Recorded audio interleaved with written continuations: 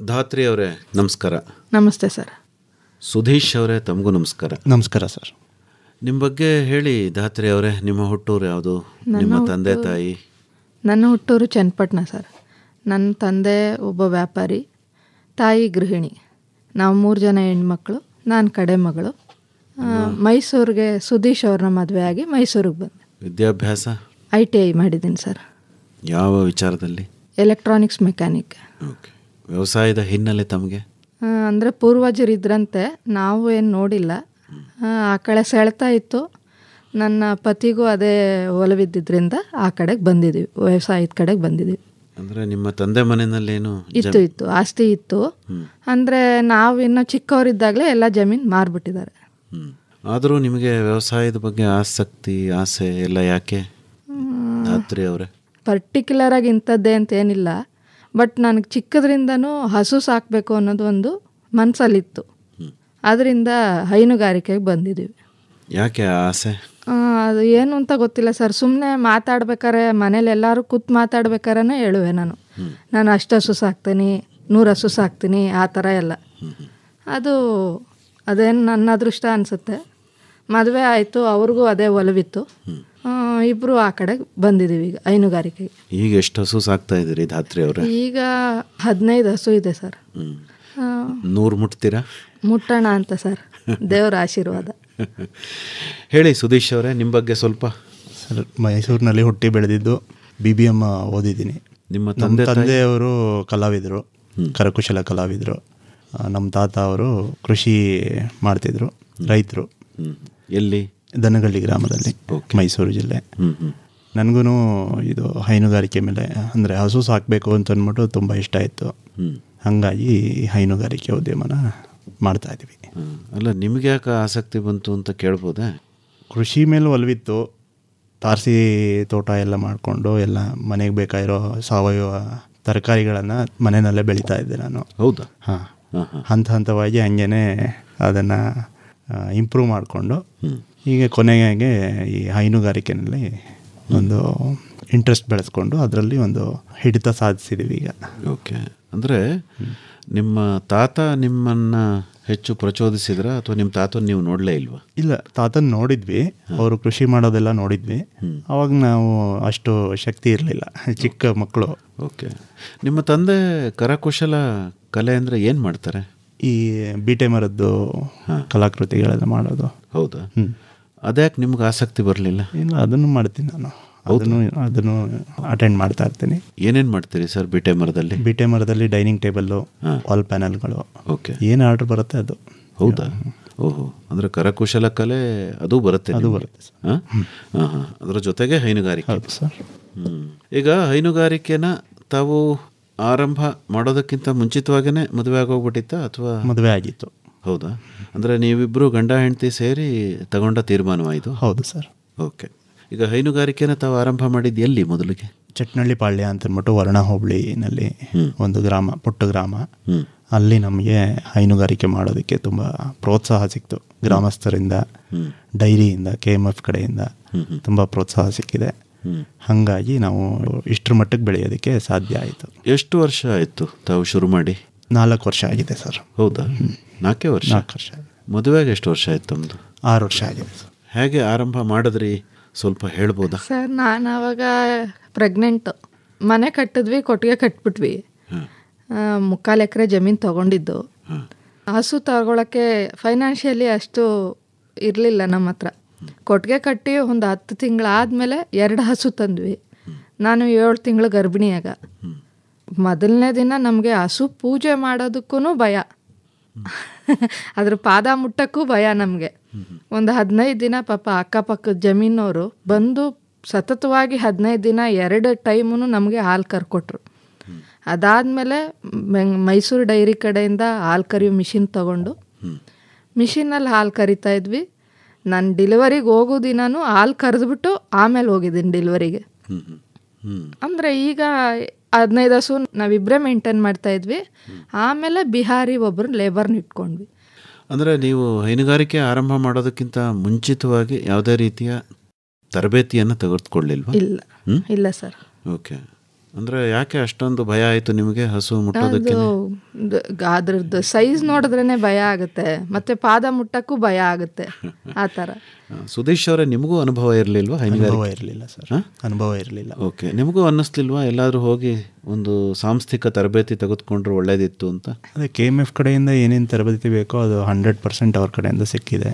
ನಾವು ಇವತ್ತೇನು ಮಾಡ್ತಾ ಇದ್ದೀವಿ ಅದಕ್ಕೆಲ್ಲವೇ ಅವರೇನೆ KMF ಮೈಸೂರು. ಸಂತೋಷ. ಅಂದರೆ ಹಸು ತರೋಕ್ಕಿಂತ ಮುಂಚೆನೇ ತಗೊಂಡಿದ್ರ ಅಥವಾ ಆಮೇಲೆ ತಗೊಂಡ್ರ? ಆಮೇಲಿಂದ ತೊಗೊಂಡಿದ್ದು, ಹಸು ತಂದಮೇಲೆ ತೊಗೊಂಡಿರೋದು. ಓಕೆ, ಮೊದಲಿಗೆ 2 ಹಸು ತಂದ್ರಿ ಅಂತ ಹೇಳಿದ್ರು ಮೇಡಮ್. ಎಲ್ಲಿಂದ ತಂದ್ರಿ, ಹೇಗೆ ತಂದ್ರಿ, ಯಾರು ಸಹಾಯ ತಗೊಂಡ್ರಿ? ಅದು ಚಟ್ನಳ್ಳಿ ಪಳ್ಳಿಯ ಗ್ರಾಮಸ್ಥರೇ ನಮಗೆ ಸಹಾಯ ಮಾಡಿದ್ರು. ಡಿಂಕ ಅಂತ ಅಂದ್ಬಿಟ್ಟಿದೆ, ಅಲ್ಲಿಂದ ಹಸುಗಳನ್ನು ತಂದ್ವಿ. ಭಾಳ ಚೆನ್ನಾಗಿರೋ ಹಸುಗಳನ್ನು ಕೊಡಿಸಿದ್ರು. ಯಾವುದು ಅಂತ ಏನಾದರೂ ಗೊತ್ತು? HF ಹಸು. ಓಕೆ, ಎಷ್ಟು ಇನ್ವೆಸ್ಟ್ಮೆಂಟ್ ಆಯಿತು 2 ಹಸುಗೆ? 2 ಹಸುವಿಂದ 1,10,000 ರೂಪಾಯಿ ಆಯಿತು ಸರ್. ಹೌದಾ? ಹಾಂ ಹಾಂ. ಅದು ಹಾಲು ಕೊಡೋ ಹಸು ತಂದರು? ಹಾಲು ಕೊಡೋ ಹಸುನೇ ತಂದಿದ್ದು. ಹೌದಾ? ಅಂದರೆ ಎಷ್ಟು, 1 ತಿಂಗಳಾಗಿತ್ತಾ? ಒಂದು 15 ದಿವಸ ಆಗಿತ್ತು ಸರ್ ಕರು ಹಾಕಿ. ಕರು ಹಾಕಿ. ನಿಮ್ಗೇನು ಅನುಭವ ಇರಲಿಲ್ಲ ಅಲ್ವಾ? ಇರಲಿಲ್ಲ. ಹಸು ಹೇಗೆ ಆಯ್ಕೆ ಮಾಡಬೇಕು ಅಂತ ಏನೂ ಅನುಭವ ಇರಲಿಲ್ಲ. ನೀವು ಹೋಗಿದ್ರಾ ಧಾತ್ರಿ ಅವರೇ? ಹೌದು ಸರ್, ಹೋಗಿದ್ದು. ಹಸು ತರಕ್ಕೆ ನೀವು ಹೋಗಿದ್ರಿ? ಓಹೋ, ಈಗ ಇಬ್ಬರಿಗೂ ಗೊತ್ತಿಲ್ಲ? ಇಲ್ಲ, ಗೊತ್ತಿಲ್ಲ. ಮತ್ತೆ ಹೆಂಗೆ ಆಯ್ಕೆ ಮಾಡಿದ್ರು? ಗ್ರಾಮಸ್ಥರು ಪಾಪ ನಮಗೆ ಅವರು ಬೆನ್ನೆಲುಬು ನಮಗೆ. ಇವತ್ತಿಗೂ ಪಾಪ ಏನೇ ಒಂದು ಹೆಚ್ಚು ಕಡಿಮೆ ಆಯಿತು, ಒಂದು ಫೋನ್ ಮಾಡಿದ್ರೆ ಪಾಪ ಬಂದು ಅವರು ಅಟೆಂಡ್ ಮಾಡ್ತಾರೆ. ಸಹಕಾರ ಚೆನ್ನಾಗಿದೆ. ಅಲ್ಲ, ಸಂತೋಷ. ಈಗ ಅವ್ರು ಹೇಳಿದ್ರು, ನೀವು ಆಯ್ಕೆ ಮಾಡಿದ್ರ ಅಥವಾ ನೀವು ಏನಾದರೂ? ಇಲ್ಲ, ನಮ್ಗೆ ಏನೂ ಗೊತ್ತಿಲ್ಲ. ಅವ್ರು ಇಂತಿಂಥದ್ದು ನೋಡಬೇಕು, ಈ ಥರ ಹಲ್ಲು ನೋಡಬೇಕು, ಅದು ಹೊಟ್ಟೆ ಭಾಗದಲ್ಲಿ ನರ ಬರುತ್ತೆ ಅದನ್ನು ನೋಡಬೇಕು, ಕೆಚ್ಚಲು ಸಮತಟ್ಟಾಗಿರಬೇಕು, ಅದೆಲ್ಲ ಅವ್ರು ಹೇಳ್ಕೊಟ್ಟು ಈಗ ನಾವು ಒಂದು ಮಟ್ಟಿಗೆ ನಮಗೂ ಈಗ ಗೊತ್ತಾಗುತ್ತೆ, ಜ್ಞಾನ ಬಂದಿದೆ ಈಗ. ಓಕೆ, ಸುದೇಶ್ ಅವರೇ ಹೇಳಿ, ನಿಮ್ಮ ಮೊದಲ ಅನುಭವ ಹೇಗಿತ್ತು ಹಸು ತಂದಿದ್ದು? ಹಸು ತಂದಿದ್ದು ಅದು ಸ್ವಲ್ಪ ಒದಿತಾ ಇತ್ತು, ಹಾಗಾಗಿ ಭಯ ಆಗ್ತಿತ್ತು. ಆಮೇಲಿಂದ ಡೈರಿ ಕಡೆಯಿಂದ ಮಿಷಿನ್ ಕೊಟ್ಟಿದ್ರಲ್ಲ, ಅದರಲ್ಲಿ ಚೆನ್ನಾಗಿ ಪಳಗಿದೆ ನಾನು. ಮಿಷಿನ್ ಹಾಕಿ ಹಾಲು ಕರಿಯೋದೆಲ್ಲ. ಆಮೇಲಿಂದ ಮೇಡಮ್ ಅವರು ಕೈಯಲ್ಲಿ ಕರಿಯೋರು. ಹೌದು. ಓಕೆ, ನಿಮಗೆ ಹಾಲು ಕರಿಯೋಕ್ಕೆ ಬರಲ್ವಾ? ಮಿಷಿನ್ ಹಾಕ್ತಾ ಇದ್ದೆ. ಹೌದಾ? ಸ್ಟಾರ್ಟಿಂಗ್ ಅಂದರೆ ಇವತ್ತು ಬರುತ್ತೆ, ಈಗ ಕರಿಯೋದು ಬರುತ್ತೆ. ನೀವು ಫಸ್ಟ್ ಟೈಮ್ ಹಸು ತಗೊಳಕ್ಕೆ ಹೋದಾಗ ಅದು ಒದಿಯುತ್ತೆ ಅಥವಾ ಇಲ್ವಾ ಅನ್ನೋದು ಕರೆದಾಗ ಗೊತ್ತಾಗ್ಲಿಲ್ವೇ? ಇಲ್ಲ, ಗೊತ್ತಾಗ್ಲಿಲ್ಲ. ಕರಿಯೋಕ್ಕೇನು ಹೋಗ್ಲಿಲ್ವಾ? ಇಲ್ಲ. ಮನೆಗೆ ತಂದ್ಮೇಲೆ ಒದಿಸ್ಕೊಂಡ್ರಿ? ಇಲ್ಲ, ಅದು ಆವಾಗ ತೆನೆ ನಮ್ಮ ಮನೆಗೆ ಬರೋ ದಾರಿಲಿ ಕರು ಹಾಕೊಂಡು ಬಂದಿತ್ತು, ಹೆಣ್ಗರು. ಓಹೋ, ಅಂದರೆ ನಿಮ್ಗೊಂಥರ ಶುಭ ಸುದ್ದಿ ಆಯ್ತು. ಹೌದೌದು. ಒಂದು ಕರು ಹಾಕಿದಿದ್ದು, ಇನ್ನೊಂದು ತುಂಬದೇನೆ ಬರ್ಬೇಕಾರೆ ದಾರಿಲಿ ಡೆಲಿವರಿ ಆಗಿತ್ತು. ಓಹೋ, ನೋಡಿದ್ರಾ? 2 ಹಸು ತಾವು ತಂದಿದ್ದು ಅಲ್ವಾ? ಹೌದು. ಬಂಡವಾಳಕ್ಕೆ ಏನು ಮಾಡಿದ್ರಿ? ಸಾಲ ಮಾಡಿದ್ರಾ? ಬಂಡವಾಳಕ್ಕೆ ಸ್ವಲ್ಪ ಸಾಲ ಮಾಡಿದ್ವಿ. ಹೌದಾ? ಹಾಂ. ಅಂದರೆ ಕೊಟ್ಟಿಗೆ ಕಟ್ಟೋದ್ರ ಬಗ್ಗೆ ಯಾರು ತಮಗೆ ಸಲಹೆ ಕೊಟ್ಟರು? ಮತ್ತು ಹೇಗೆ ಕೊಟ್ಟಿಗೆ ಕಟ್ಟಿದ್ರಿ? ಹೇಗೆ? ಸಲಹೆ ಏನೂ ಇಲ್ಲ, ನಮ್ಮ ಐಡಿಯಾದಲ್ಲೇ ಕಟ್ಟಿದ್ವಿ. ಅದು ಹೇಗೆ ಕಟ್ಟಿದ್ರಿ ಅಂತ ಕೇಳ್ತಿದ್ದೀನಿ. ಉದ್ದ ಅಗಲ ಹೇಗೆ? ಒಂದು 15-20 ಅಡಿನಲ್ಲಿ ಮನೆ ಕಟ್ಟಿದ್ದೆ. ಅದೇ ಅಳತೆನಲ್ಲಿ ಒಂದು ಕೊಟ್ಟಿಗೆನೂ ಕಟ್ಟಿದೆ. ಒಂದು 5 ಹಸು ಸಾಕೋಣ ಅಂತ ಅಂದ್ಬಿಟ್ಟು ಓಕೆ, ಆ ಅಳತೆನಲ್ಲಿ ಕಟ್ಟಿದ್ವಿ. ಆಮೇಲಿಂದ ಬರ್ತಾ ಈ ಥರ ತಪ್ಪಾಯಿತು, ಯಾವ ಥರ ಸರಿ ಮಾಡಬೇಕು ಅಂದ್ಬಿಟ್ಟು ಇನ್ನೂ ಇಂಪ್ರೂವ್ ಮಾಡಿಕೊಂಡು ದೊಡ್ಡದು ಮಾಡಿದ್ವಿ ಈಗ. ಹೌದಾ? ಹಾಂ. ಅಂದರೆ ತಾವು 2 ಹಸುವಿನಿಂದ 15 ಹಸುಗೆ ಮುಟ್ಟೋದಕ್ಕೆ ಎಷ್ಟು ಸಮಯ ತಗೊಂಡ್ರಿ? ಸುಮಾರು ಒಂದು 2.5 ವರ್ಷ ಆಗಿದೆ ಸರ್. 2.5 ವರ್ಷ. ಹೇಳಿ ಧಾತ್ರಿ ಅವರೇ, ಹೇಗೆ ಹಂತ ಹಂತವಾಗಿ ಅಭಿವೃದ್ಧಿಯನ್ನು ಹೊಂದಿದ್ರಿ? ಅದೇ ಸರ್, 2 ಹಸು ತಂದ್ವಿ ಮೊದಲು. ಆಮೇಲೆ ಅದರ ಆದಾಯ ನೋಡಿದ್ವಿ. ಯಾಕೆ ಇದನ್ನು ದೊಡ್ಡ ಮಟ್ಟದಲ್ಲಿ ಮಾಡಬಾರ್ದು ಅಂತ ಹೇಳಿ, ಪಕ್ಕದಲ್ಲಿ ನಮ್ದು ಇದ್ದಿದ್ದು ಬರೀ 29 ಕುಂಟೆ ಜಮೀನಷ್ಟೇ. ಅದರಲ್ಲಿ ನಾವು ಗಿಡಗಳು ಹಾಕ್ಬಿಟ್ಟಿದ್ವಿ. ಈ ಮಹಾಗನಿ, ಎಬ್ಬೇವು, ಮಧ್ಯದಲ್ಲಿ ತೆಂಗು. ಅದ್ರ ಮಧ್ಯದಲ್ಲೇ ಬಹು ಕಟಾವು ಜೋಳ ಹಾಕ್ಕೊಂಡಿದ್ವಿ. ಕಟ್ಟಿಂಗ್ ಮಾಡ್ಕೋತಾ ಇದ್ವಿ. ಹುಲ್ಲು ಸಾಕಾಗ್ತಾ ಇರಲಿಲ್ಲ. ಪಕ್ಕದಲ್ಲಿ ಹಂಗೆ ಒಂದು 3 ಎಕರೆ ಗುತ್ತಿಗೆಗೆ ತೊಗೊಂಡು ಅಲ್ಲಿ ಮೇವು ಬೆಳ್ಕೊಂಡ್ವಿ. ಹೈನುಗಾರಿಕೆ ಲಾಭ ಇದೆ, ಯಾಕೆ ನಾವು ಇದನ್ನೇ ದೊಡ್ಡ ಮಟ್ಟದಲ್ಲಿ ಮಾಡಬಾರ್ದು ಅಂತೇಳಿ IOBಲಿ ಸಾಲ ತೊಗೊಂಡ್ವಿ. ಮಾರ್ಟ್ಗೇಜ್ ಮಾಡಿ 7 ಲಕ್ಷ ತೊಗೊಂಡು ಆವಾಗ ಹಂತವಾಗಿ ಹಸುಗಳು ಹೆಚ್ಚಿಗೆ ಸಂಖ್ಯೆ ಮಾಡಿಕೊಂಡು ಈಗ 15 ಹಸು ಮಾಡ್ಕೊಂಡಿದ್ದೀವಿ. ಓಕೆ, ಅಂದರೆ 2ನೇ ಬಾರಿ 3ನೇ ಬಾರಿ ಹಸು ತರಕ್ಕೆ ಹೋದಾಗ ಏನು ಸಮಸ್ಯೆ ಆಗಲಿಲ್ವಾ ಸುದೀಶ್ ಅವರೇ? ಅನುಭವ ಬಂದಿತ್ತು? ಅನುಭವ ಬಂದಿತ್ತು ಸರ್ ಅವಾಗ. ಓಕೆ, ಹೇಳಿ. ಎರಡನೇದು ಮೂರನೇದು ಎಲ್ಲ ಎಲ್ಲಿಂದ ತಂದ್ರಿ? ಯಾವ್ಯಾವ ತಳಿ ಹಸುಗಳು ಈಗ ನಿಮ್ಮ ಹತ್ರ ಇದ್ದಾವೆ? ಎಲ್ಲ HF ಸರ್, ಮೇಜರ್ HFನೇ ಇರೋದು. ಸುತ್ತಮುತ್ತ ಒಂದು 10 ಕಿಲೋಮೀಟ್ರ್ ರೇಂಜಲ್ಲಿ ನಾವು ಹಸುಗಳನ್ನು ಆಯ್ಕೆ ಮಾಡಿ ತರ್ತಾ ಇದ್ವಿ. ಸ್ನೇಹಿತರಾದರು ಹಾಗೇನೆ, ಓಕೆ, ಗ್ರಾಮಸ್ಥರೆಲ್ಲ, ಬೇರೆ ಬೇರೆ ಗ್ರಾಮಸ್ಥರೆಲ್ಲ ಅವ್ರ ಕಡೆಯಿಂದ ನಮಗೆ ಒಳ್ಳೊಳ್ಳೆ ಹಸುಗಳೆಲ್ಲ ಸಿಗೋದಕ್ಕೆ ಅನುಕೂಲ ಆಯಿತು. ನಿಮ್ಮ ಹತ್ರ ಈಗ ಪ್ಯೂರ್ HF ಇದೆಯಾ ಅಥವಾ HF ಕ್ರಾಸ್ಗಳಿದಾವೆ? HF ಇದೆ ಮತ್ತು ಸಾಹಿವಾಲ್ ಕ್ರಾಸು ಇದೆ. ಸಾಹಿವಾಲ್ ಕ್ರಾಸಾ? ಓಹೋ, ಅದನ್ನೆಲ್ಲಿಂದ ತಂದ್ರಿ? ಅದು ರಾಜಸ್ಥಾನಿಂದ ತಂದಿದೆ ಸರ್. ಹಾಂ, ಅದೇನು ವಿಶೇಷ? ಅಲ್ಲಿಗೆ ಯಾಕೆ ಹೋದ್ರಿ? ನಾವು ಒಂದು ಕೊಟ್ಟಿಗೆ ಕಟ್ಬಿಟ್ಟಿದ್ವಿ, ಅಲ್ಲಿಗೆ ಹಸುಗಳು ತರಬೇಕಾಗಿತ್ತು. 10 ಹಸು ಒಟ್ಟಿಗೆ ತರಬೇಕು ಅಂತಂದರೆ ನಾವು ಅಲ್ಲಿಗೆ ರಾಜಸ್ಥಾನಕ್ಕೆ ಹೋದರೆ ಸಿಗುತ್ತೆ ಒಂದೇ ದಿವಸದಲ್ಲಿ ಅಂತಂದ್ಬಿಟ್ಟು ಪ್ಲ್ಯಾನ್ ಮಾಡಿ ಮನೆಯಿಂದ ಫೈನಾನ್ಷಿಯಲ್ ಸಪೋರ್ಟ್ ಮಾಡಿದ್ರು. ಆ ಸಪೋರ್ಟಿಂದ ತೊಗೊಂಬಂದ್ವಿ ಅಲ್ಲಿಂದ. ಒಟ್ಟಿಗೆ ಒಂದೇ ಸಾರಿ 10 ಹಸು? ಹೌದು ಸರ್. ಒಂದು ವಾರದಲ್ಲಿ ಅದು 10 ಹಸು ಸೆಲೆಕ್ಷನ್ ಮಾಡಿ ತೊಗೊಂಬಂದಿದ್ದು ಸರ್. ಅಲ್ಲ ಸರ್, ಯಾತಕ್ಕೆ ಅದನ್ನೇ ಅಂತ ಕೇಳ್ತಾ ಇದ್ದೀನಿ. ಸಾಹಿವಾಲ್ ಕ್ರಾಸಲ್ಲಿ ಏನು ವಿಶೇಷ ಇದೆ? ಸಾಹಿವಾಲ್ ಕ್ರಾಸು ಅಲ್ಲಿ ಲಭ್ಯವಿದ್ದದ್ದು ಹಸು, ಆ ಬ್ರೀಡು, ಹಾಗಾಗಿ ನಾವು ಅದನ್ನು ಆಯ್ಕೆ ಮಾಡಿ ತಂದಿದ್ದು. ಅಲ್ಲ, ಅಲ್ಲಿ ಲಭ್ಯ ಇತ್ತು ಅನ್ನೋದು ನಿಮಗೆ ಮುಂಚೆನೇ ಗೊತ್ತಿತ್ತಲ್ವೇ? ಯಾಕೆ ಅದನ್ನು ಆಯ್ಕೆ ಮಾಡಿದ್ರಿ? ರಾಜಸ್ಥಾನಕ್ಕೆ ಯಾಕೆ ಹೋದ್ರಿ ಅಂತ ಕೇಳ್ತಾ ಇದ್ದೀನಿ. ಅದೇ ಜಾಸ್ತಿ ಹಸು ತರ್ಬೋದು ಅಂತಂದ್ಬಿಟ್ಟು ಅಲ್ಲಿ. ಆಮೇಲೆ ಅಲ್ಲಿ ವಿಶೇಷ ಸ್ವಲ್ಪ ಹಾಲು ಹೆಚ್ಚಾಗಿ ಕೊಡುತ್ತೆ ಅಂತ. ಹೌದಾ? ಹಾಂ, ಅಲ್ಲಿಗೂ ನೀವು ಹೋಗಿದ್ರಮ್ಮ? ಹೌದು ಸರ್. ಹೌದು, ರಾಜಸ್ಥಾನಕ್ಕೂ ಹೋಗಿದ್ರ? ಪರವಾಗಿಲ್ವೇ? ಹಾಂ, ಅಲ್ಲೆಲ್ಲ ಸುತ್ತಿದ್ರಿ, ಏನೇನು ಗಮನಿಸಿದ್ರಿ ಅಲ್ಲಿ? ಅಲ್ಲಿಯ ವಿಶೇಷತೆಗಳೇನು ಹಸುಗಳದ್ದು? ಅಲ್ಲಿ ವಿಶೇಷತೆ ಸರ್, ಅವರು ಒಣಮೇವು ಜಾಸ್ತಿ, ಅವ್ರದ್ದು ಹಸಿ ಮೇವು ಕಡಿಮೆ, ಒಣಮೇವು ಕೊಡ್ತಾರೆ. ರಾಜಸ್ಥಾನವೇ ಬರ ಅಲ್ಲ. ಹಾಂ, ಆಮೇಲೆ ತಿಂಡಿ ಚೆನ್ನಾಗಿ ಕೊಡ್ತಾರೆ. ಇಲ್ಲಿಗಿಂತ ಕ್ವಾಲಿಟಿ ಚೆನ್ನಾಗಿರುತ್ತೆ. ಅಂದರೆ ಯಾವ ಆಹಾರಗಳು? ಪಶು ಆಹಾರಗಳಲ್ಲಿ ನಮ್ಮ ಕರ್ನಾಟಕದಕ್ಕಿಂತ ಅಲ್ಲಿ ಪಶು ಆಹಾರ ಲಭ್ಯತೆ ಚೆನ್ನಾಗಿದೆ. ಕ್ವಾಲಿಟಿ ಚೆನ್ನಾಗಿದೆ ಅಂತ ನಿಮಗೆ ಗೊತ್ತು? ನೋಡಿದ್ವಲ್ಲ ಅಲ್ಲಿ ನಾವು ಆಹಾರ ನೋಡಿದ್ರಿ? ಆಹಾರ ನೋಡಿದ್ವಿ. ಹೇಳಿ ಮೇಡಮ್, ಇನ್ನೇನು ಗಮನಿಸಿದ್ರಿ? ಅದೇ ಈಲ್ಡ್ ಚೆನ್ನಾಗಿರುತ್ತೆ ಸರ್ ಅಲ್ಲಿ ಹಸು. ಆಮೇಲೆ ಬೆಲೆ ಕಡಿಮೆ ಇರುತ್ತೆ ಇಲ್ಲಿಗಿಂತ. ಓಕೆ, 10 ಹಸುಗೆ ಎಷ್ಟಾಯಿತು ನಿಮಗೆ ಧಾರಣೆ? ಹತ್ರ ಇಲ್ಲಿಗೆ ಬರೋಕ್ಕೆ ಒಂದು 6 ಲಕ್ಷ ಆಯಿತು. 10 ಹಸುಗೆ? ಹೇಗೆ ಟ್ರಾನ್ಸ್ಪೋರ್ಟ್ ಮಾಡಿದ್ದು? ಲಾರಿಯಲ್ಲಿ ಸರ್. ಅಂದರೆ ಈಗ ಅಲ್ಲಿಂದ ಇಲ್ಲಿ ತನಕ ಬರೋ ಹೊತ್ತಿಗೆ ಮತ್ತೆ ಬಂದು ಇಲ್ಲಿಗೆ ಅಡ್ಜಸ್ಟ್ ಆಗೋದಕ್ಕೆ ಏನು ತೊಂದರೆ ಆಗಲಿಲ್ವಾ? ಆಗುತ್ತೆ ಸರ್, ಒಂದು 2 ತಿಂಗಳ ತನಕ ತೊಂದರೆ ಆಗುತ್ತೆ. ಆಮೇಲೆ ಸ್ವಲ್ಪ ಒಗ್ಗುತ್ತವೆ ನಮಗೆ. ಅಲ್ಲಿ ತನಕ ಸ್ವಲ್ಪ ಹೊರಟಾಟನೇ ಅದು ಹಸುಗಳು. ನಮ್ಮ ಇಲ್ಲಿ ತಳಿಗಳ ಥರ ಇರಲ್ಲ, ಸ್ವಲ್ಪ ವೈಲ್ಡಾಗಿ ಆಡುತ್ತವೆ. ಹತ್ರ ಹೋದರೆ ಆ ಕಡೆಗೆ ಎಗರೋದು, ಈ ಕಡೆಗೆ ಎಗರೋದು, ಕಾಲೆತ್ತೋದು, ಆ ಥರ ಎಲ್ಲ ಮಾಡುತ್ತವೆ. ಮುಖ ಮುಟ್ಟಿಸ್ಕೊಳ್ಳಲ್ಲ. ಒಂದು ಸ್ವಲ್ಪ ದಿನ ನಾವು ಅದ್ರ ಜೊತೆ ಬೆರೆತಾಗ ನಮಗೆ ಬೆರೆಯುತ್ತೆ ಅವು. ಓಕೆ, ಮೊದಲನೇ ಸಾರಿ ಒದಿಯತ್ ತಗೊಂಬಂದ್ರಿ, 2ನೇ ಸಾರಿ ತಿವಿಯತ್ ತಗೊಂಬಂದ್ರ? ತಿವಿಯೋದು ಯಾವುದೂ ಇಲ್ಲ. ಹೌದಾ? ಒದಿಯತ್ವೆ. ಅಲ್ಲಿದು ತಳಿ ಏನು ಅಂದರೆ ಅದು ಕಾಲು ಕಟ್ಟೆ ಹಾಲು ಕರೆಯೋದವರು. ಹೌದಾ? ನಾರ್ಮಲ್ ಆಗಿ ಯಾವುದು ಕರೆಯೋದೇ ಇಲ್ಲ ಅಲ್ಲಿ. ಅದು ಒದಿದೇ ಇರಲಿ, ಕಾಲು ಕಟ್ಬಿಟ್ಟೆ ಹಾಲು ಕರೆಯೋದು. ಓಕೆ, ಈಗ ನೀವು ಗುಂಡ್ಲುಪೇಟೆ ಹತ್ರ ಜಮೀನು ತಗೊಂಡು ಅಲ್ಲಿಗೆ ನಿಮ್ಮ ಹೈನುಗಾರಿಕೆ ಚಟುವಟಿಕೆಗಳನ್ನು ವರ್ಗಾವಣೆ ಮಾಡಿಬಿಟ್ಟಿದ್ದೀರಿ. ಏನು ಕಾರಣ ಅಂತ ಕೇಳ್ಬೋದೇ? ಮೇವಿನ ಲಭ್ಯತೆ ಇಲ್ಲಿ ಕಮ್ಮಿ ಚಟ್ನಳ್ಳಿ ಪಾಳ್ಯದಲ್ಲಿ. ಹಾಗಾಗಿ ನಮ್ಮದೇ ಸ್ವಂತ ಜಮೀನು ಮಾಡಿ ಅಲ್ಲಿ ಮೇವು ಬೆಳೆದು ಸೈಲೇಜ್ ಮಾಡಿ ಹಸುಗಳಿಗೆ ಒಳ್ಳೆಯ ಗುಣಮಟ್ಟದ ಆಹಾರ ಕೊಟ್ಟು ಒಳ್ಳೆಯ ಗುಣಮಟ್ಟದ ಹಾಲನ್ನು ಸಪ್ಲೈ ಮಾಡಬೇಕು ಅಂತ ಅಂದ್ಬಿಟ್ಟು. ಓಕೆ, ಈಗ ಇಲ್ಲಿ ಎಷ್ಟು ಹಾಲಿನ ಇಳುವರಿ ಇತ್ತು 15 ಹಸುನಲ್ಲಿ ತಮ್ಮದು? ಸರ್ 120-130 ಲೀಟ್ರ್ ತನಕನೂ ಹೋಗಿದ್ವಿ ಪ್ರತಿದಿನಕ್ಕೆ.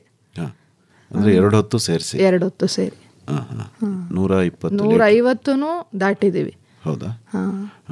ಅಂದರೆ ಎಲ್ಲವೂ ಕೂಡ ತಾವು ಹಾಲು ಕರೆಯೋ ಯಂತ್ರವನ್ನು ಬಳಕೆ ಮಾಡಿ? ಹೌದು ಸರ್, ಹಾಲು ಕರಿತಾ ಇದ್ದೀವಿ. ಹೌದು ಸರ್, ಹಾಲು ಕರೆದು ಯಂತ್ರ ಹಾಕಿದ್ಮೇಲೂ ಕೈಯಲ್ಲಿ ಕರಿಲೇಬೇಕು, ಕರಿತೀವಿ.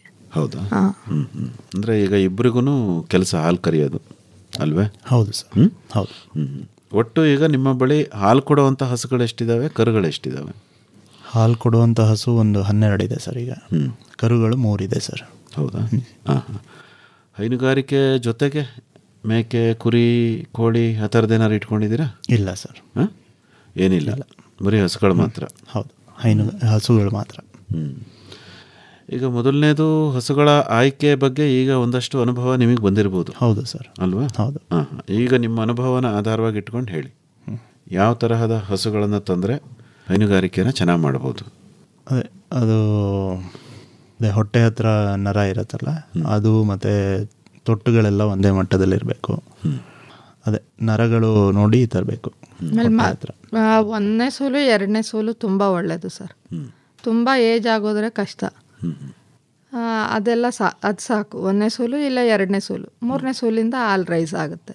ಹಲ್ಲಿನ ಲೆಕ್ಕ ಏನಾದ್ರು ಕಲ್ತಿದ್ದೀರಾ ಮೇಡಮ್? ಹಲ್ಲಿನ ಲೆಕ್ಕ ಬರಲ್ಲ. ಈಗ ನೀವು ಬರೀ ಮೇಲ್ಮುಖವಾದ ಲಕ್ಷಣವನ್ನು ನೋಡಿ ತಗೊಂಬರ್ತೀರ ಹಸುಗಳನ್ನ.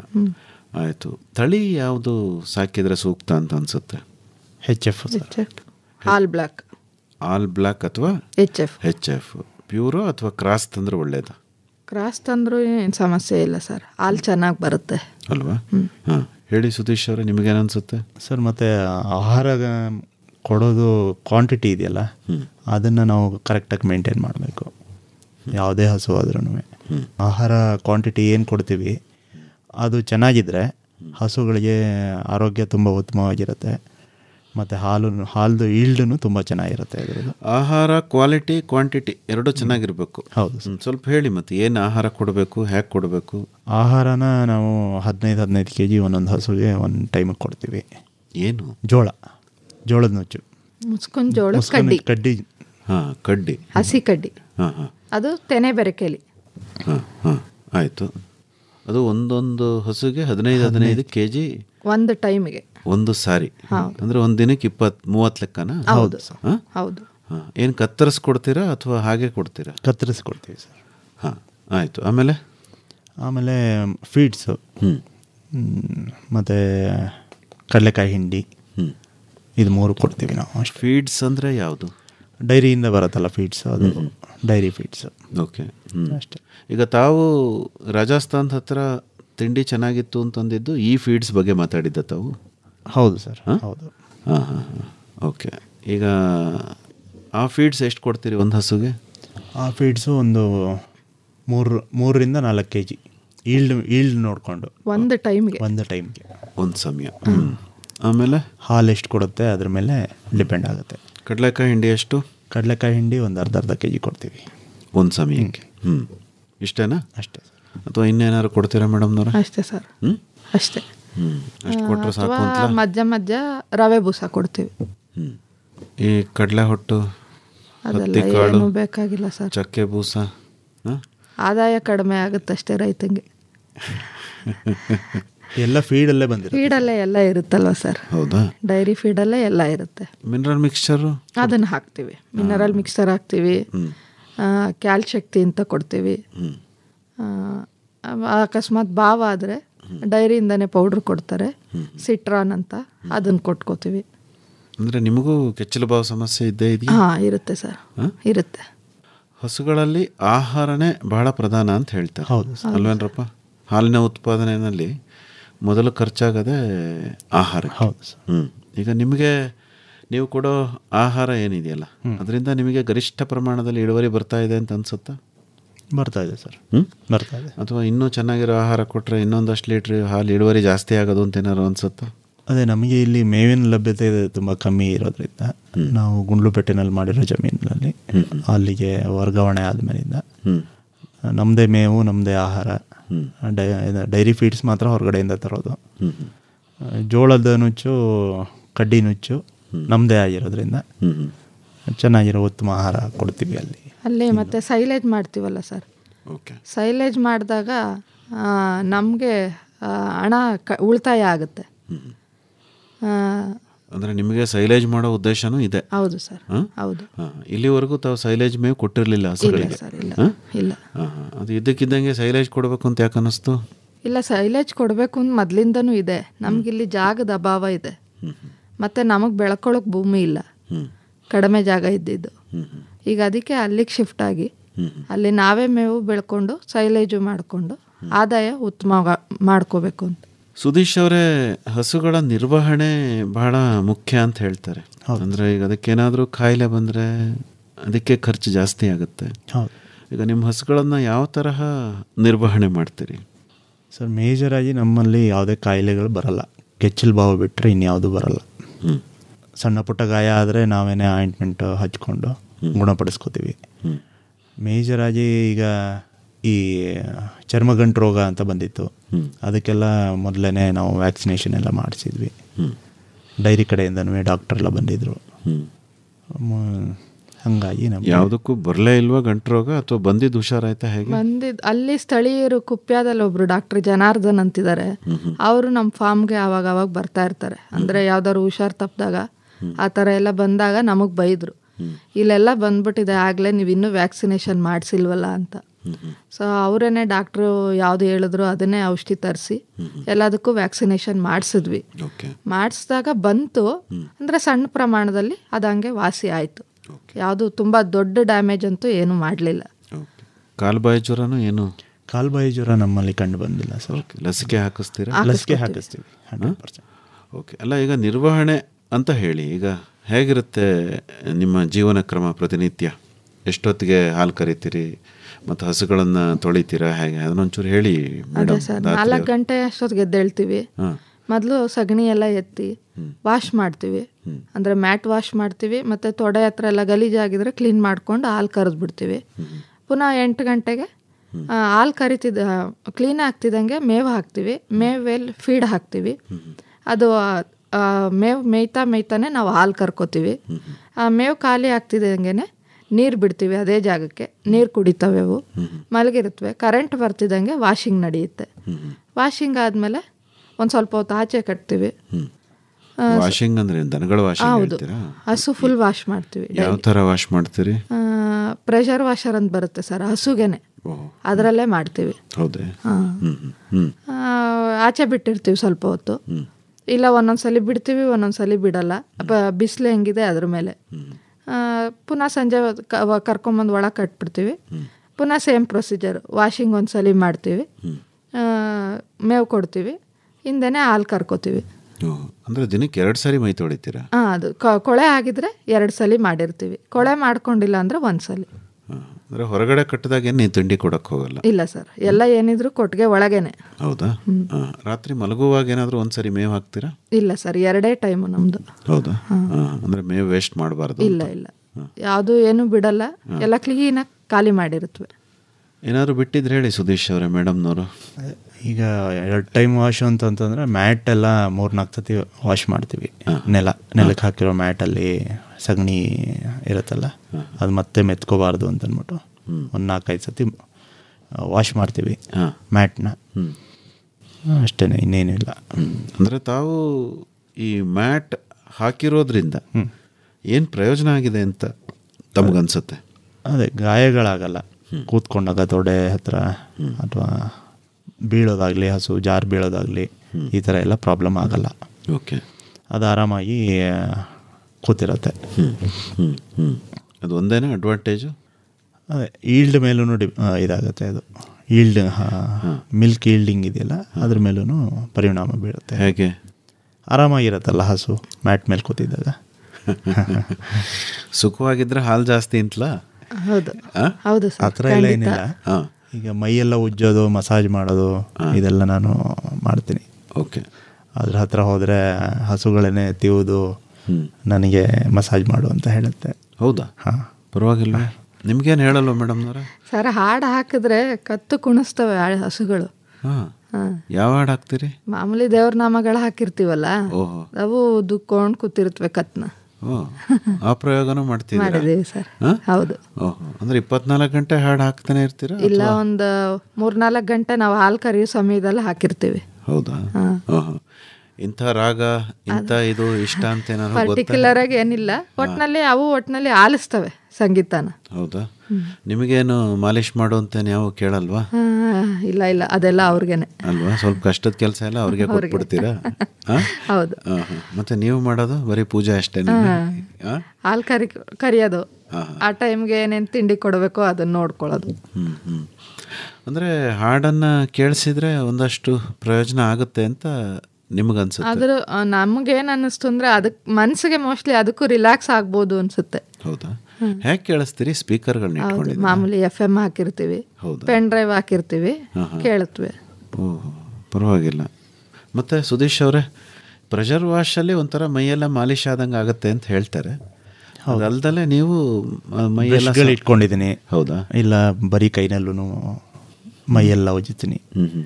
ಅದರಿಂದ ಹಿಂದೆ ಹೋದರೆ ಬಾಲ್ದಲ್ಲಿ ಹೊಡೆಯೋದು, ಕರಿಯೋದು, ಈ ಥರ ಎಲ್ಲ ಮಾಡತ್ತೆ ಹಸುಗಳು. ಅಲ್ಲ, ಸಾಮಾನ್ಯವಾಗಿ ಈ ನಾಟಿ ಹಸುಗಳು ಸಾಕೋರು ಹೇಳ್ತಾರೆ ಅದು ಒಂಥರ ಭಾವನೆಗಳಿಗೆ ಸ್ಪಂದಿಸ್ತವೆ ಅಂತ. ಹೌದು ಸರ್. ಈ HFಗಳು ಮತ್ತು HF ಕ್ರಾಸ್ಗಳು ಕೂಡ ಆ ಥರ ಒಂದು ಭಾವನಾತ್ಮಕ ಬಂಧನ ಇಟ್ಕೊಂಡಿರುತ್ತೆ ಸರ್. ಅಲ್ವಾ?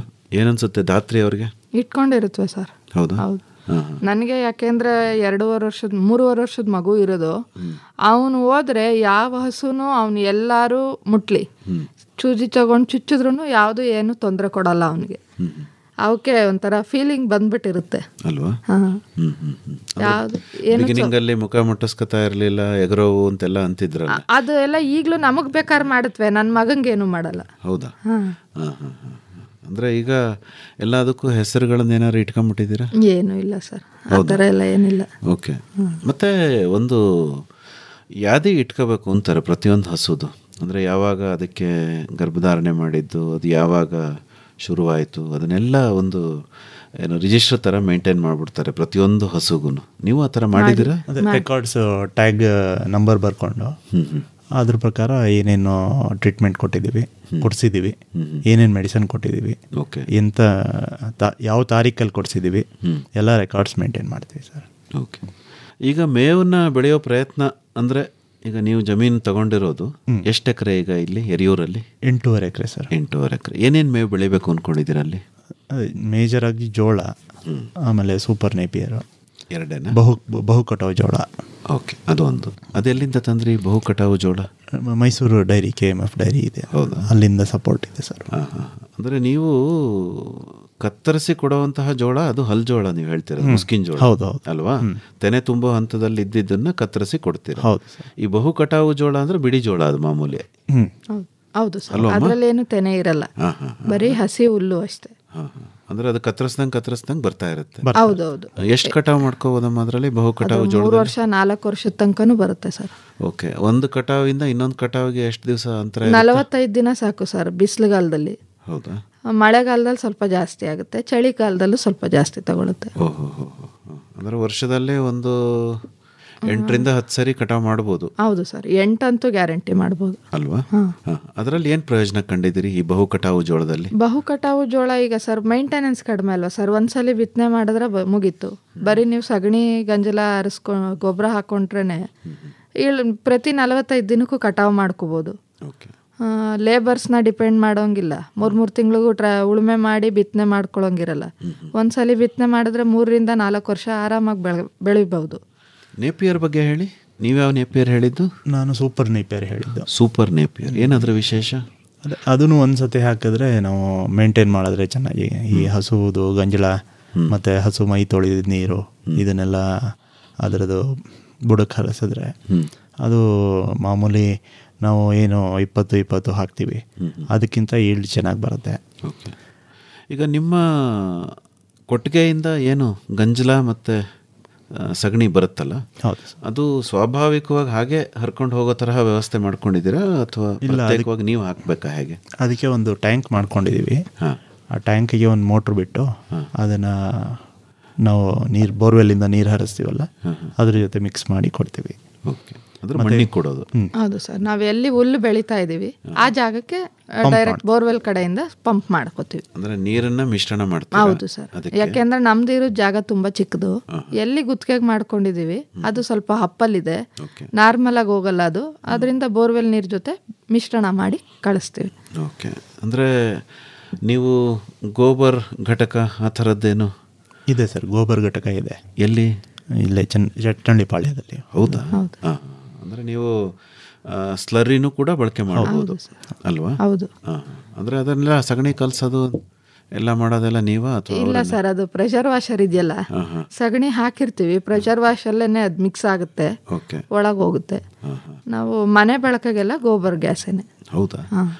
ಈಗ ಮುಂದೆ ನೀವು ಎರಿಯೂರಿನಲ್ಲೂ ಕಟ್ಕೋತೀರಾ ಗೋಬರ್ ಘಟಕ? ಹೌದು ಸರ್, ಇನ್ನೂ ದೊಡ್ಡ ಘಟಕ ಮಾಡ್ತೀವಲ್ಲಿ. ಹೌದಾ? ಇಲ್ಲಿ ಈಗಿದ್ದಿದ್ದು ಬರೀ ನಮಗಾಗೋದು, ಲೇಬರ್ಗೆ ಆಗ್ತಿರ್ಲಿಲ್ಲ. ಅಲ್ಲಿ ಲೇಬರ್ಗೂ ಮಾಡಿಕೊಡ್ತೀವಿ. ಹೌದಾ? ಹಾಂ ಹಾಂ. ದೊಡ್ಡದು ಅಂತಂದರೆ ಯಾವ ಮಾದರಿನಲ್ಲಿ ಕಟ್ಟಬೇಕು ಅಂತಿದ್ರಿ? ಸಿಮೆಂಟಾ ಅಥವಾ ಡ್ರಮ್ಮ, ತೇಲೋ ಡ್ರಮ್ಮ? ಇಲ್ಲ ಸರ್, ಇದು ಸಿಸ್ಟಿಮಾ ಅಂತ ಅಂದ್ಬಿಟ್ಟು ಒಂದು ಕಂಪ್ನಿ ಇದೆ. ಓಕೆ. ಅವರು ಬಂದು ನಮಗೆ ಬೇಕು ಅಂತ ಹೇಳಿದ್ರೆ, ಗೊಬ್ಬರ ಗ್ಯಾಸ್ ಘಟಕ ಬೇಕು ಅಂದರೆ ಅವರೇ ಬಂದು ಎಲ್ಲ ರೆಡಿ ಮಾಡಿಕೊಟ್ಬಿಟ್ಟು ಇನ್ಸ್ಟಾಲ್ ಮಾಡಿ ಹೋಗ್ತಾರೆ, ವಿತ್ ಸ್ಟವ್ ಎಲ್ಲ. ಹೌದಾ? ಹಾಂ. ಎಷ್ಟು ಖರ್ಚಾಗುತ್ತೆ ಸರ್? ಈಗ ಸ್ಥಾಪಿಸಿರೋ ಘಟಕಕ್ಕೆ ಒಂದು 50,000 ರೂಪಾಯಿ ಆಯಿತು. ಹಾಂ ಹಾಂ. ಅದಕ್ಕೆ ನಾವು ಸ್ವಲ್ಪ ರಕ್ಷಣೆಗೋಸ್ಕರ ಒಂದು ಸಿಮೆಂಟ್ ತೊಟ್ಟಿ ಮಾಡ್ಕೊಂಡಿದ್ದೀವಿ, ಅದಕ್ಕೊಂದು 20,000 ಆಗಿದೆ. ಮತ್ತು ಸ್ಲರಿ ಟ್ಯಾಂಕ್ ಇದನ್ನು ಮಾಡ್ಕೊಂಡಿದ್ದೀವಿ. ಅಲ್ಲ, ಈ ಗೋಬರ್ ಘಟಕದ ವಿಶೇಷ ಏನು? ಇದು ತುಂಬ ಈಸಿ ಇದೆ ಯೂಸ್ ಮಾಡೋದಕ್ಕೆ. ಅಂದರೆ ಈಗ ರಬ್ಬರ್ ಮಾದರಿ ಬರುತ್ತಲ್ಲ, ಆ ಥರದ್ದಲ್ವಾ? ಟಾರ್ಪಾಲ್ ಥರ ಸರ್. ಟಾರ್ಪಾಲ್ ಥರ. ಹೌದು. ಅದು ಬಲೂನ್ ಊದ್ಕೊಳ್ಳುತ್ತೆ ಗ್ಯಾಸ್ ಪ್ರೊಡಕ್ಷನ್ ಇದ್ದಾಗ. ಓಕೆ. ಇಲ್ಲದೆ ಹೋದಾಗ ಒಳಗೆ ಕುಗ್ಗಿರುತ್ತೆ. ಓಕೆ. ಅದು ನಮಗೆ ಗೊತ್ತಾಗುತ್ತೆ ಗ್ಯಾಸ್ ಇದೆ ಗ್ಯಾಸ್ ಇಲ್ಲ ಅನ್ನೋದು. ಓಕೆ. ಅಲ್ಲಿಗ 50,000 ಅಂತ ಹೇಳಿದ್ದು ಅದು ಯಾವ ಲೆಕ್ಕಾಚಾರದಲ್ಲಿ? ಎಷ್ಟು CFT ಆ ಥರ ಏನೋ ಲೆಕ್ಕ ಹೇಳ್ತಾರಲ್ಲ, ಅಂದರೆ ಎಷ್ಟು ಗ್ಯಾಸ್ಗೆ ಎಷ್ಟು ಖರ್ಚಾಗುತ್ತೆ ಅಂತ ಹೇಳ್ತಾರಲ್ಲ, ಅಥವಾ ಇಷ್ಟು ಹಸು ಲೆಕ್ಕ ಅಂತಲೇ? ಅದೇ 2 ಹಸು ಸಾಕಿದ್ರೆ ಇದಕ್ಕೆ ನಮ್ಮ ಘಟಕಕ್ಕೆ 50,000. ಈಗ ನಿಮ್ಮ ಅಗತ್ಯಕ್ಕೆ ಎಷ್ಟು ಬಂಡವಾಳ ತೊಡಗಿಸ್ಬೇಕಾಗತ್ತೆ ನಿಮಗೆ ಹೆಚ್ಚು ಗ್ಯಾಸ್ ಉತ್ಪಾದನೆ ಆಗಬೇಕು ಅಂದರೆ? 1.5 ಲಕ್ಷ ಬೇಕಾಗುತ್ತೆ ಸರ್. ಹೌದಾ? ಓಕೆ. ಒಂದು 10-12 ಜನರ ತನಕ ನಾವು ಗ್ಯಾಸ್ ಉತ್ಪಾದನೆ ಮಾಡಿ ಅವರಿಗೆ ಅಡಿಗೆ ಎಲ್ಲವೇ ಮಾಡ್ಕೋಬೋದು. ಒಂದಷ್ಟು ವಿದ್ಯುತ್ತನ್ನು ಕೂಡ ಉತ್ಪಾದನೆ ಮಾಡ್ಕೋಬೋದು ಅಂತಾರೆ. ಹೌದು ಸರ್, ಗೋಬರ್ ಗ್ಯಾಸ್ ಜನರೇಟರ್ ಸಿಗುತ್ತೆ, ಅದರಲ್ಲಿ ನಾವು ವಿದ್ಯುತ್ತನ್ನ ಉತ್ಪಾದನೆ ಮಾಡ್ಬೋದು. ಆ ಉದ್ದೇಶನೂ ಇದೆಯಾ? ಇದೆ ಸರ್, ಇದೆ ಇದೆ. ಅಂದರೆ ವಿದ್ಯುತ್ತು ಸಿಕ್ಬಿಟ್ರೆ ಇನ್ನೂ ಒಳ್ಳೇದಲ್ವ ಮೇಡಮ್? ಹೌದು ಸರ್. ಮಿಕ್ಸಿ ಆಡುತ್ತೆ, ಗ್ರೈಂಡರ್ ಓಡುತ್ತೆ. ಹೌದು. ಅಲ್ಲ, ಮಿಕ್ಸಿ ಗ್ರೈಂಡರ್ಗಿಂತ ನಾವು ಹಾಲು ಕರಿಯೋ ಯಂತ್ರ ಅದರಲ್ಲಿ ಚಲಾವಣೆ ಆದ್ರೇನೆ ಸಾಕು ಅಲ್ವಾ? ಅಥವಾ ಒಂದು ಬಲ್ಕ್ ಮಿಲ್ಕ್ ಕೂಲರ್ನೂ ಇಟ್ಕೋಬೋದು ನೀವು, ಉತ್ಪಾದನೆ ಜಾಸ್ತಿ ಆದರೆ. ಹೌದು, ಯಾಕೆಂದರೆ ಮುಂದೆ 100 ಹಸು ಸಾಕ್ತಿರಲ್ವ ನೀವು. ಓಕೆ. ಈಗ ಒಂದು ಹೇಳಿ, ನೀವಿಬ್ಬರು ಗಂಡ ಹೆಂಡತಿ, ಸಾಮಾನ್ಯವಾಗಿ ಹಸು ಸಾಕೋದು ಆದಾಯ ಅಲ್ಲ, ಹೆಚ್ಚು ಕಷ್ಟವೇ ಹೊರತು ಹಣ ಸಂಪಾದನೆ ಮಾಡೋಕ್ಕಾಗಲ್ಲ ಅನ್ನೋ ಒಂದು ಅಭಿಮತ ಇದೆ. ಅಂದರೆ ತಾವಿಬ್ಬರು ಗಂಟಾಘೋಷವಾಗಿ ಹೇಳ್ತಿದ್ರೆ ಆದಾಯ ಬರುತ್ತೆ ಅಂತ. ಹೇಗೆ ಬರುತ್ತೆ ಆದಾಯ? ಸರ್, ನಾವು ಕಾನ್ಸಂಟ್ರೇಟ್ ಮಾಡಿರೋದು ಪ್ಯೂರ್ಲಿ ಹೈನುಗಾರಿಕೆ. ನಾವು ಯಾವುದೇ ಬೇರೆ ರೀತಿ ತರಕಾರಿ ಬೆಳೆಯೋದಾಗಲಿ, ಇನ್ನೊಂದು ಮಾಡೋದಾಗಲಿ, ಕುರಿ ಸಾಕಣೆ ಮಾಡೋದಾಗಲಿ, ಈ ಥರ ಎಲ್ಲ ನಾವು ಬೇರೆ ಕಡೆ ಡೈವರ್ಟ್ ಮಾಡಿಲ್ಲ. ಆಯಿತು. ನಮ್ಮ ಏಕಾಗ್ರತೆ ಏನೇ ಇದ್ರೂ ಹೈನುಗಾರಿಕೆ ಮೇಲೆ, ಹಾಲು ಉತ್ಪಾದನೆ, ಅದರ ಆರೋಗ್ಯ, ಇನ್ನೂ ಏನೇನು ಇಂಪ್ರೂವ್ ಮಾಡ್ಬೋದು, ಸೌಲಭ್ಯಗಳು ಏನೇನು ತರ್ಬೋದು, ಏನೇನು ಮಾಡಿದ್ರೆ ಇಂಪ್ರೂವ್ ಆಗುತ್ತೆ, ಹಸು ಆರೋಗ್ಯವಾಗಿಡೋದಕ್ಕೆ ಏನು ಬೇಕು ಅದನ್ನೆಲ್ಲ ನಾವು ಅದ್ರ ಬಗ್ಗೆ ಗಮನ ಹರಿಸಿ ಅದ್ರ ಬಗ್ಗೆನೇ ಚಿಂತನೆ ಮಾಡ್ತಿರೋದ್ರಿಂದ ನಮಗೆ ಇದರಲ್ಲಿ ಆದಾಯ ಬರುತ್ತೆ. ಏನು ಸಂಪಾದನೆ ಮಾಡ್ತೀರಮ್ಮ? ಮೈನಾಗಿ ಏನು ಗೊತ್ತಾ ಸರ್, ಇಲ್ಲಿ ಮಾಮೂಲಿ ರೈತರು ಏನು ಮಾಡ್ತಾರೆ, ಹಾಲು ಕೊಡಬೇಕಾದ್ರೆ ಅದಕ್ಕೆ ಫೀಡ್ ಕೊಡ್ತಾರೆ ಅಷ್ಟೇ. ಹಾಲು ನಿಲ್ತು ಅಂತಿದ್ದಂಗೆ ಫೀಡ್ ಕೊಡಲ್ಲ. ಅದೇನಾಗುತ್ತೆ, ಅದಕ್ಕೆ ಆಟೋಮೆಟಿಕ್ಕಾಗಿ ಶಕ್ತಿ ಇರಲ್ಲ ಹಸುಗಳಿಗೆ. ಇವ್ರು ಪುನಃ ಹಾಲು ಕೊಡೋಕ್ಕೆ ಶುರು ಮಾಡಿದ್ಮೇಲೆ ಫೀಡ್ ಕೊಡ್ತಾರೆ. ಅದು ಈಲ್ಡ್ ಎಲ್ಲಿ ರೈಸ್ ಆಗುತ್ತೆ? ನಾವು ಹಂಗಲ್ಲ, ವರ್ಷದ 12 ತಿಂಗಳು ಅದು ಹಾಲು ಕೊಡಲಿ, ಹಾಲು ನಿಲ್ಲಿಸಲಿ, ಒಂದೇ ಸಮನಾಗಿ ಫೀಡ್ ಕೊಡ್ತಾ ಇರ್ತೀವಿ. ಅದರಿಂದ ಆದಾಯ ಇದ್ದೇ ಇದೆ ಸರ್. ಎಷ್ಟು ಬರುತ್ತೆ ಅಂತ ಹೇಳಿದೆ, ಯಾಕೆ ಲೆಕ್ಕಾಚಾರ ನಿಮ್ಮ ಹತ್ರನೇ ಇರ್ಬೋದು ಅಂತ. ವಾರಕ್ಕೆ ಎಷ್ಟು ಸಂಪಾದನೆ ಮಾಡ್ತೀರಿ? ಈಗ ಒಂದು 30,000 ತನಕ ಮಾಡ್ತಾ ಇದ್ದೀವಿ ಸರ್. ಖರ್ಚು ಕಳೆದ ಅಥವಾ ಖರ್ಚು ಕಳೆದು ಸರ್? ಖರ್ಚು ಕಳೆದು. ಓಕೆ. ನಿಮ್ಮ ಕನಸು ನನಸಾದರೆ ಒಂದು 100 ಹಸು ಸಾಕಿದರೆ ಎಷ್ಟು ಸಂಪಾದನೆ ಆಗ್ಬೋದು ಅಂತಂತ? ಒಂದು 2 ಲಕ್ಷ ಮುಟ್ಬೋದು ಅಂದ್ಕೊಂಡಿದ್ದೀವಿ. ಹೌದಲ್ವಾ? ಅದೇ, ನಿಮಗೊಂದು ಲಕ್ಷ, ಅವ್ರಿಗೊಂದು ಲಕ್ಷ. ಹೌದು ಸರ್, ಸರಿ ಹೋಗುತ್ತೆ. ಅಂದರೆ ನೋಡಿ, ಒಂದು ಒಳ್ಳೆ ಕನಸಿರಬೇಕು. ಆ ಕನಸನ್ನು ಏನು ಸಾಧನೆ ಮಾಡೋ ನಿಟ್ಟಿನತ್ತ ಕೆಲಸಗಳು ಸಾಗಬೇಕು. ಮತ್ತು ತಾವೇ ಹೇಳಿದಾಗೆ ಏಕಾಗ್ರತೆ ಭಾಳ ಪ್ರಧಾನವಾದ ಅಂಶ. ಏನೇ ಮಾಡೋದಾದರೂ ಒಂದನ್ನು ಭಾಳ ಶ್ರದ್ಧೆಯಿಂದ ಮಾಡಿದ್ರೆ ಅಲ್ವೇನ್ರಪ್ಪ? ಓಕೆ. ಇನ್ನೂ ಏನಾದರೂ ನಿಮ್ಮ ಕನಸಿದಾವೆ ಸುಧೀಶ್ ಅವ್ರದ್ದು? ಇನ್ನೇನಿಲ್ಲ ಸರ್, ಅಷ್ಟೇ. ಗೋಬರ್ ಗ್ಯಾಸ್ ಘಟಕನ ತುಂಬ ದೊಡ್ಡದಾಗಿ ಮಾಡಬೇಕು. ಓಕೆ. ಅದು ಉತ್ಪಾದನೆ ಮಾಡಿ ಹೊರಗಡೆ ಮಾರುವಂಥ ಯೋಜನೆಯೂ ಇದೆ. ಓಕೆ, ಒಳ್ಳೆಯದಾಗಲಿ ಧಾತ್ರಿ ಮತ್ತು ಸುಧೀಶ್ ಅವರೇ. ಹೆಚ್ಚಿನ ಮಾಹಿತಿಗೆ ನಿಮ್ಮನ್ನೇ ನೇರವಾಗಿ ಸಂಪರ್ಕ ಮಾಡಬೇಕು ನಮ್ಮ ಕೇಳಿದ್ರು ಅಂದರೆ ಸಂಪರ್ಕಕ್ಕಾಗಿ ತಮ್ಮ ಮೊಬೈಲ್ ಸಂಖ್ಯೆ ಧಾತ್ರಿ ಮೇಡಮ್ ತಮ್ಮದು ಹೇಳ್ಬಿಡಿ. 9141369219. ಇನ್ನೊಮ್ಮೆ 91